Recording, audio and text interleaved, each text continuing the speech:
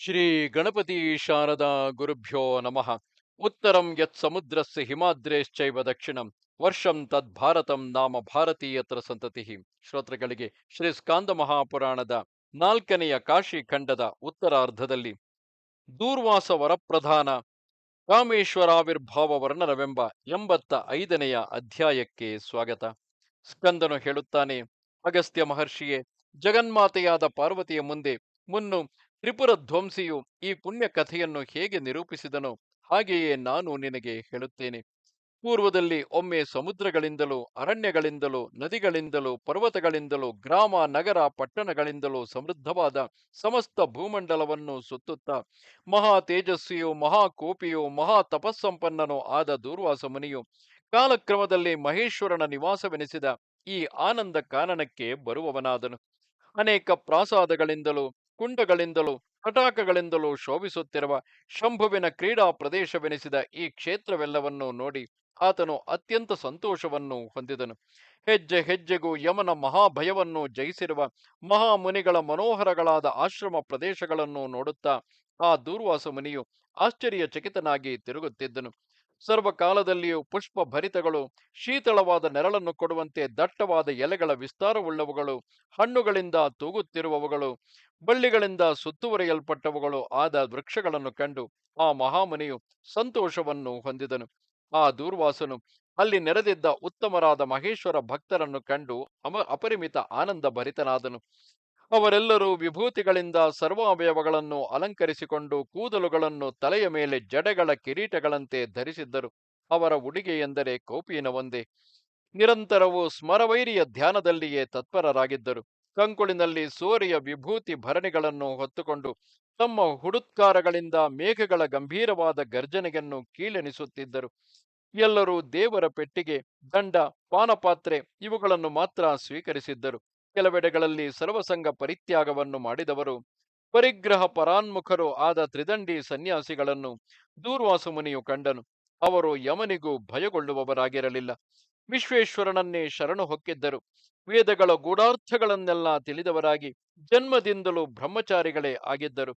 ನಿತ್ಯವೂ ಮಾಡುವ ಗಂಗಾ ಸ್ನಾನಗಳಿಂದ ಅವರ ಜಡೆಗಳು ಹೊಂಬಣ್ಣವನ್ನು ಹೊಂದಿದ್ದವು. ಇಂತಹ ಬ್ರಾಹ್ಮಣೋತ್ತಮರನ್ನು ಕಾಶಿಯಲ್ಲಿ ಕಂಡ ದೂರ್ವಾಸ ಮುನಿಯು ಬಹುವಾಗಿ ಸಂತೋಷಗೊಂಡನು. ಕಾಶಿ ಕ್ಷೇತ್ರದಲ್ಲಿರುವ ಪಶುಗಳಲ್ಲಿ ಯಾವ ಸಂತೋಷವಿರುವುದೋ, ಮೃಗಗಳಲ್ಲಿಯೂ ಯಾವ ದೇಹಕಾಂತಿ ಇರುವುದೋ, ಕ್ರಿಮಿ ಕೀಟಾದಿಗಳಲ್ಲಿಯೂ ಯಾವ ಹರ್ಷ ಭಾವವಿರುವುದೋ ಅದು ಬೇರೆ ಸ್ಥಳದಲ್ಲಿ ಇಲ್ಲವೆಂಬುದು ಸ್ಪಷ್ಟವು. ಇದೇ ಸರ್ವ ಶ್ರೇಯಸ್ಸುಗಳಿಗೂ ನೆಲೆಮನೆಯಾಗಿರುವುದು. ಇಲ್ಲಿ ವಾಸ ಮಾಡುತ್ತಿರುವ ತಿರಿಯ ಜಂತುಗಳಿಗೂ ಪರಮಾನಂದವನ್ನು ಉಂಟುಮಾಡುವ ಯಾವ ಮಹಿಮೆ ಇರುವುದೋ ಅದು ದೇವತೆಗಳಿಗೆ ಸ್ವರ್ಗಲೋಕದಲ್ಲಿಯೂ ಎಲ್ಲಿ ಸಿಕ್ಕಬಹುದು. ಆನಂದವನದಲ್ಲಿ ಸಂಚರಿಸುವ ಈ ಪಶುಗಳು ಸಹ ಉತ್ತಮಗಳೆಂದೇ ಹೇಳಬೇಕು.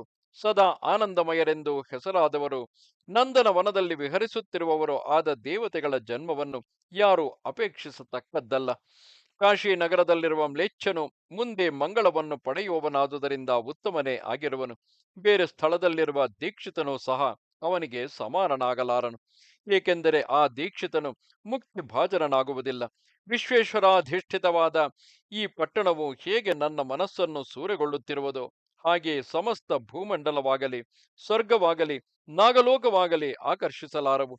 ಚಿತ್ತಸ್ಥೈರ್ಯವನ್ನು ಅಪೇಕ್ಷಿಸಿ ನಾನು ಸಮಸ್ತ ಭೂಲೋಕವನ್ನು ಸುತ್ತಾಡುತ್ತಿರಲು ಈ ಕ್ಷೇತ್ರದಲ್ಲಿ ನನಗೆ ಮನಸ್ಸಿನ ಏಕಾಗ್ರತೆಯುಂಟಾದಂತೆ ಮತ್ತೆಲ್ಲಿಯೂ ಉಂಟಾಗಲಿಲ್ಲ. ಸಕಲ ಬ್ರಹ್ಮಾಂಡಕ್ಕಿಂತಲೂ ಈ ನಗರವೇ ಅತ್ಯಂತ ರಮಣೀಯವಾಗಿರುವುದು. ಇಂತೆಂದು ದೂರ್ವಾಸನು ಅಲ್ಲಿ ಮನಃಶಾಂತಿಯನ್ನು ಹೊಂದಿ ನಿಂತನು ಮತ್ತು ಆ ಪ್ರದೇಶವನ್ನು ಬಹುವಾಗಿ ಸ್ತೋತ್ರ ಮಾಡಿದನು. ಬಳಿಕ ಆ ಮಹಾ ತಪಸ್ವಿಯು ಅನೇಕ ಕಾಲದವರೆಗೂ ಅತ್ಯುಗ್ರವಾದ ತಪಸ್ಸನ್ನು ಮಾಡಿದನು.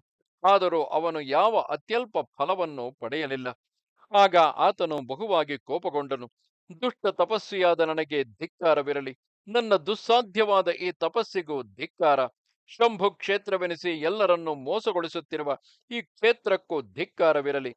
ಇಲ್ಲಿ ಯಾವ ಪ್ರಾಣಿಗೂ ಎಂದಿಗೂ ಮೋಕ್ಷವು ಸಿಕ್ಕದಿರುವಂತೆ ಮಾಡುವೆನು. ಇಂತೆಂದು ಕ್ಷೇತ್ರವನ್ನು ಶಪಿಸುವುದಕ್ಕೆ ಉದ್ಯುಕ್ತನಾದ ಆ ದೂರ್ವಾಸ ಮುನಿಯನ್ನು ಕಂಡು ಪರಮಶಿವನು ಗಟ್ಟಿಯಾಗಿ ನಕ್ಕನು.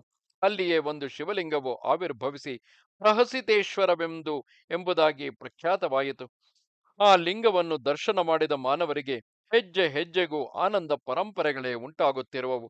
ಬಳಿಕ ಮಹೇಶ್ವರನು ವಿಸ್ಮಯದಿಂದ ಕೂಡಿದ ಅಂತರಂಗವುಳ್ಳವನಾಗಿ ತನ್ನಲ್ಲಿಯೇ ದೇವರನ್ನು ಬಲಾತ್ಕರಿಸುವ ಇಂತಹ ತಪಸ್ವಿಗಳಿಗೆ ನಮಸ್ಕಾರ ಎಂಬುದಾಗಿ ಮತ್ತೆ ಮತ್ತೆ ಹೇಳಿಕೊಂಡನು.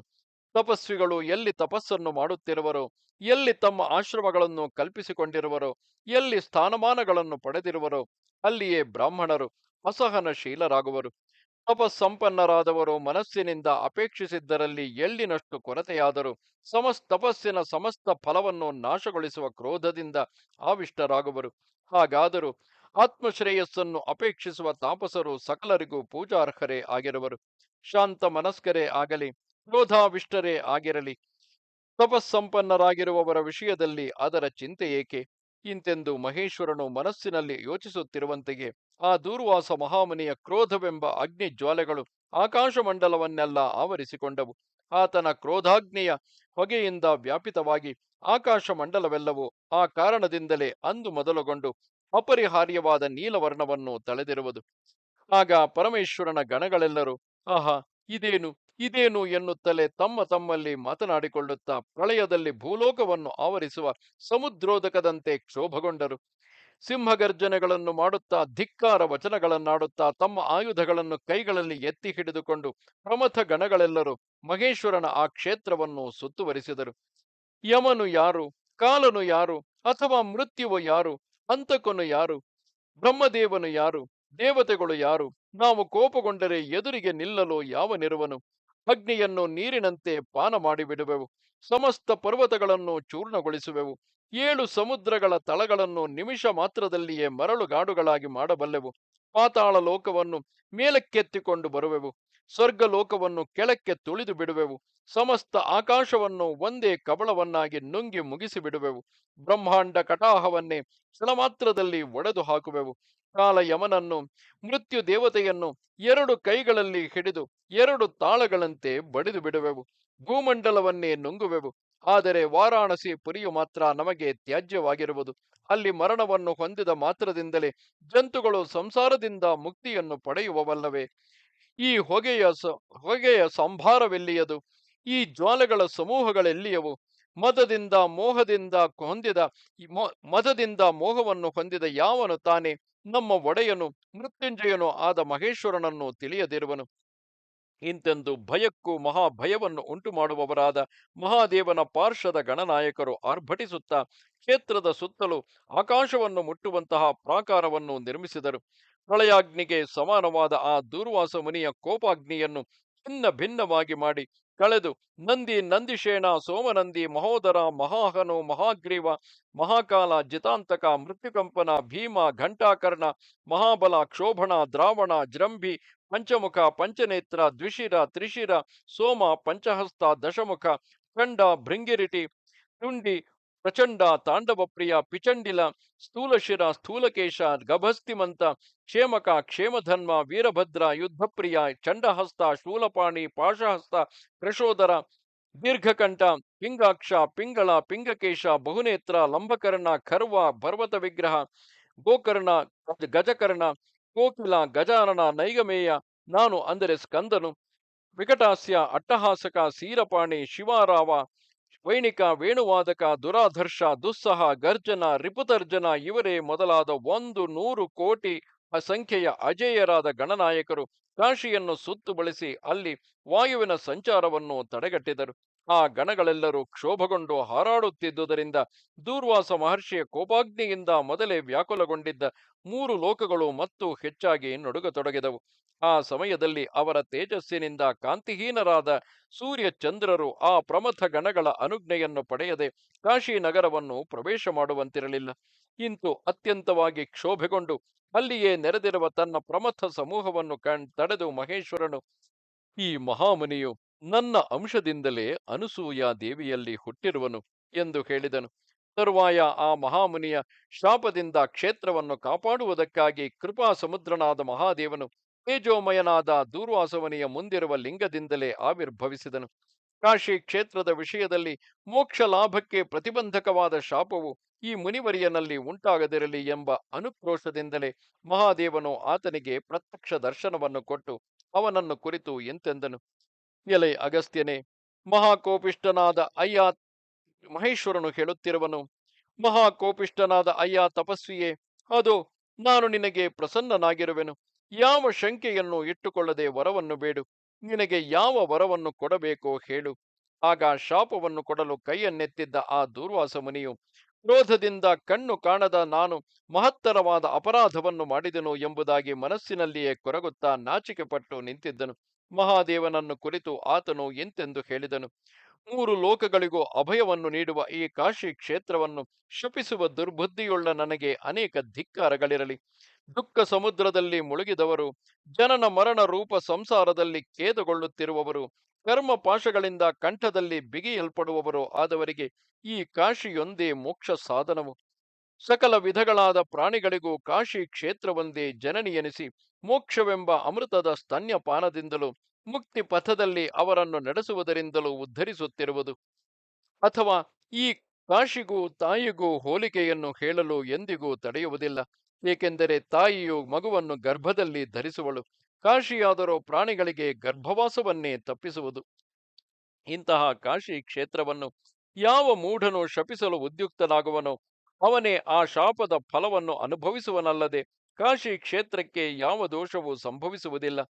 ಇಂತೆಂದ ದೂರ್ವಾಸ ಮುನಿಯ ವಾಕ್ಯಗಳನ್ನು ಕೇಳಿ ಆತನಾಡಿದ ಕಾಶಿಯ ಸ್ತೋತ್ರ ವಚನಗಳಿಂದ ಸಂತೋಷಗೊಂಡ ತ್ರಿನೇತ್ರನಾದ ಮಹಾದೇವನು ಅತ್ಯಂತವಾದ ಸಂತೋಷವನ್ನು ತಾಳಿದನು. ಯಾವ ಬುದ್ಧಿವಂತನು ಸರ್ವಕಾಲಗಳಲ್ಲಿಯೂ ಕಾಶಿಯನ್ನು ಸ್ತುತಿಸುತ್ತಿರುವನೋ, ಯಾವನು ಅದನ್ನು ಹೃದಯದಲ್ಲಿ ಧಾರಣ ಮಾಡಿರುವನೋ, ಅವನೇ ಉಗ್ರವಾದ ತಪಸ್ಸನ್ನು ಮಾಡಿದವನು, ಅವನೇ ಕೋಟಿ ಯಜ್ಞಗಳನ್ನು ಮಾಡಿದವನು.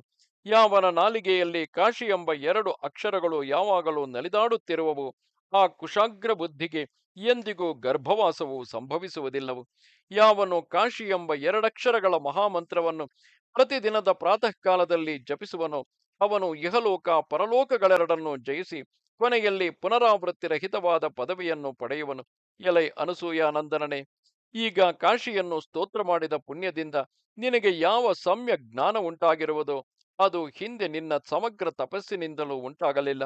ಮುನಿಯೇ, ಯಾವನು ಕಾಶಿಯನ್ನು ಸ್ತೋತ್ರ ಮಾಡುವುದರಲ್ಲಿಯೇ ನಿರತನಾಗಿರುವನೋ ಅವನು ನನಗೆ ಪ್ರಿಯನಾದಂತೆ ನನ್ನನ್ನೇ ಪೂಜಿಸುತ್ತಿರುವ ದೀಕ್ಷಿತನೂ ಸಹ ಪ್ರೀತಿಪಾತ್ರನಲ್ಲ. ಸಕಲ ದಾನಗಳನ್ನು ಮಾಡುವುದರಿಂದಾಗಲಿ, ಸಮಸ್ತ ಯಜ್ಞಗಳನ್ನು ಸಾಂಗವಾಗಿ ನೆರವೇರಿಸಿದರಾಗಲಿ, ಮಹಾ ತಪಸ್ಸುಗಳನ್ನು ಆಚರಿಸಿದರಾಗಲಿ ಕಾಶಿಯ ಸ್ತೋತ್ರವನ್ನು ಮಾಡಿದಷ್ಟು ನನಗೆ ಸಂತೋಷವನ್ನು ಉಂಟು ಮಾಡುವುದಿಲ್ಲ. ಯಾವನು ಶುದ್ಧ ಬುದ್ಧಿಯಿಂದ ಈ ಆನಂದ ಕಾರಣವನ್ನು ಸ್ತೋತ್ರ ಮಾಡುವನೋ ಅವನಿಂದ ನಾನು ವೇದೋಕ್ತಗಳಾದ ಸರ್ವ ಸೂಕ್ತಗಳಿಂದಲೂ ಸಂಸ್ತುತನಾದಂತೆಯೇ ತಿಳಿಯುವೆನು.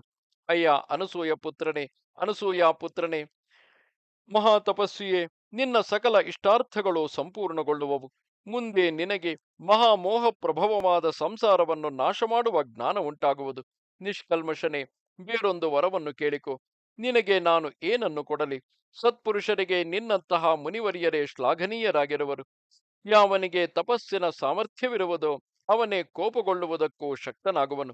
ಯಾವನನ್ನು ಉದ್ರಿಕ್ತಗೊಳಿಸಿದರೂ ಪರಮ ದರಿದ್ರನಂತೆ ಏನನ್ನು ಮಾಡಲಾರನೋ ಅವನು ಏನನ್ನು ತಾನೇ ಸಾಧಿಸಬಲ್ಲನು. ಈ ಮಾತುಗಳನ್ನು ಕೇಳಿದ ದೂರ್ವಾಸನು ಮಹೇಶ್ವರನನ್ನು ಬಹುವಾಗಿ ಸ್ತೋತ್ರ ಮಾಡಿದನು. ಆ ಆನಂದದಿಂದಲೇ ಪುಳಕಾಂಕಿತನಾಗಿ ವರವನ್ನು ಪ್ರಾರ್ಥನೆ ಮಾಡಿಕೊಂಡನು. ದೂರ್ವಾಸನು ಹೇಳುತ್ತಾನೆ: ದೇವದೇವ, ಲೋಕನಾಥ, ಕರುಣಾ ಸಮುದ್ರ, ಸುಖಪ್ರದ, ನೀನು ಮಹಾಪಾತಕಗಳನ್ನು ಅಪರಾಧಗಳನ್ನು ದೂರ ಮಾಡುವವನು. ಅಂಧಕಾಸುರ ಮರ್ಧನನು ನೀನೆ, ನೀನೇ ಮನ್ಮಥ ವೈರಿಯು. ಓ ಮೃತ್ಯುಂಜಯ, ಉಗ್ರನು, ಭೂತನಾಥನು, ಪಾರ್ವತಿ ಪ್ರಿಯನು, ತ್ರಿಲೋಚನನು ಆದ ನೀನು ನನ್ನಲ್ಲಿ ಪ್ರಸನ್ನನಾಗಿರುವುದು ನಿಜವಾದರೆ, ನನಗೆ ವರವನ್ನು ನೀ ಕೊಡುವವನಾಗಿದ್ದರೆ ಈ ಮಹಾಲಿಂಗವು ಕಾಮದ ಲಿಂಗವೆಂಬ ಹೆಸರುಳ್ಳದ್ದಾಗಲಿ. ದುರ್ಜಟಿಯೇ, ಈ ಕುಂಟೆಯು ನನ್ನ ಕೋರಿಕೆಯಂತೆ ಮಹಾತೀರ್ಥವಾಗಿ ಕಾಮಕುಂಡವೆಂದು ಪ್ರಸಿದ್ಧಿಯನ್ನು ಪಡೆಯಲಿ. ಮಹಾದೇವನು ಹೇಳುತ್ತಾನೆ: ಮಹಾ ತೇಜಸ್ವಿಯು ಪರಮ ಕೋಪನನು ಆದ ಮುನಿಯೇ, ಹಾಗೆಯೇ ಆಗಲಿ. ನೀನು ಸ್ಥಾಪಿಸಿದ ಲಿಂಗವು ದೂರ್ವಾಸೇಶ್ವರನೆಂದೇ ಹೆಸರುಳ್ಳದ್ದಾಗಲಿ. ಅದೇ ಕಾಮೇಶ್ವರವೆಂದು ಪ್ರಸಿದ್ಧವಾಗಿ ಮನುಷ್ಯರ ಸಕಲಾಭೀಷ್ಟಗಳನ್ನು ಪೂರೈಸುತ್ತಿರುವುದು. ಈ ಕುಂಟೆಯು ಕಾಮದ ಕುಂಡವೆಂದು ಪ್ರಖ್ಯಾತವಾಗಲಿ. ಶನಿವಾರದ ದಿನದಲ್ಲಿ ತ್ರಯೋದಶಿಯ ತಿಥಿಯೊದಗಲು ಸೂರ್ಯೋದಯ ಸಮಯದಲ್ಲಿ ನನಗೆ ಪ್ರಿಯವಾದ ಈ ಕಾಮಕುಂಡದಲ್ಲಿ ಸ್ನಾನವನ್ನು ಮುಗಿಸಿಕೊಂಡು ಧೀಮಂತನಾದ ಯಾವ ಮಾನವನು ನಿನ್ನಿಂದ ಸ್ಥಾಪಿತವಾದ ಈ ಕಾಮೇಶ್ವರ ಲಿಂಗವನ್ನು ನೋಡುವನೋ ಅವನು ಕಾಮಾದಿಗಳಿಂದ ಪ್ರೇರಿತನಾಗಿ ಮಾಡಿದ ದೋಷಗಳಿಗಾಗಿ ಯಮಲೋಕದ ಯಾತನೆಯನ್ನು ಅನುಭವಿಸುವುದಿಲ್ಲವು. ಹಿಂದಿನ ಅನೇಕ ಜನ್ಮಗಳಲ್ಲಿ ಅನೇಕ ವಿಧಗಳಾದ ಪಾತಕಗಳನ್ನು ಜನರು ಮಾಡಿರುತ್ತಾರೆಯಷ್ಟೇ. ಅವುಗಳೆಲ್ಲವೂ ಈ ಕಾಮತೀರ್ಥದ ನೀರಿನಲ್ಲಿ ಸ್ನಾನವನ್ನು ಮಾಡುವುದರಿಂದ ಕ್ಷಣದಲ್ಲಿಯೇ ನಾಶವನ್ನು ಹೊಂದುವವು. ಕಾಮೇಶ್ವರನನ್ನು ಭಕ್ತಿಯಿಂದ ಸೇವಿಸಲು ಸಮಸ್ತ ಕಾಮಗಳು ಸಮೃದ್ಧ ಫಲವನ್ನು ಹೊಂದುವವು. ಇಂತೆಂದು ಅನೇಕ ವರಗಳನ್ನಿತ್ತು ಮಹಾದೇವನು ಆ ಲಿಂಗದಲ್ಲಿಯೇ ಅಂತರ್ಧಾನನಾದನು. ಕಂದನು ಹೇಳುತ್ತಾನೆ, ಆ ಲಿಂಗದ ಆರಾಧನೆಯಿಂದ ದೂರ್ವಾಸ ಮುನಿಯು ಬಹು ವಿಧಗಳಾದ ಇಷ್ಟಾರ್ಥಗಳನ್ನು ಪಡೆದನು. ಆದುದರಿಂದ ಮಹಾಭಿಲಾಷೆಗಳನ್ನು ಪಡೆಯಲು ಅಪೇಕ್ಷಿಸುವವರು ತಮ್ಮ ಪೂರ್ವ ಸಂಚಿತಗಳಾದ ಮಹಾಪಾತಕಗಳನ್ನು ಕಳೆದುಕೊಳ್ಳುವುದಕ್ಕಾಗಿ ಕಾಮಕುಂಡದಲ್ಲಿ ಸ್ನಾನವನ್ನು ಮಾಡಿ ಸರ್ವ ಪ್ರಯತ್ನದಿಂದಲೂ ಯಾವಾಗಲೂ ಕಾಮೇಶ್ವರ ಲಿಂಗವನ್ನು ಪೂಜಿಸಬೇಕು. ಯಾವ ಪುಣ್ಯವಂತನು ಈ ಕಾಮೇಶ್ವರನ ಚರಿತ್ರೆಯನ್ನು ಪಠನ ಮಾಡುವನೋ, ಯಾವ ಪ್ರಾಜ್ಞನು ಶ್ರದ್ಧಾನ್ವಿತನಾಗಿ ಕೇಳುವನೋ, ಅವರಿಬ್ಬರೂ ನಿಷ್ಕಲ್ಮಷರಾಗುವರು. ಇಲ್ಲಿಗೆ 81,000 ಶ್ಲೋಕಗಳ ಸಂಹಿತೆಯೆಂದು ಪ್ರಸಿದ್ಧವಾದ ಶ್ರೀ ಸ್ಕಾಂದ ಮಹಾಪುರಾಣದ 4ನೆಯ ಕಾಶಿ ಖಂಡದ ಉತ್ತರಾರ್ಧದಲ್ಲಿ ದೂರ್ವಾಸ ವರಪ್ರದಾನ ಕಾಮೇಶ್ವರಾವಿರ್ಭಾವ ವರ್ಣನವೆಂಬ 85ನೆಯ ಅಧ್ಯಾಯವು ಮುಗಿದುದು. ನಮಸ್ತೆ ಶಾರದೆ ದೇವಿ ಕಾಶ್ಮೀರ ಪುರವಾಸಿನಿ ತ್ವಾಮಹಂ ಪ್ರಾರ್ಥೆಯೇ ನಿತ್ಯಂ ವಿದ್ಯಾದಾನಂಚ ದೇಹಿಮೆ. ನಮಸ್ಕಾರ.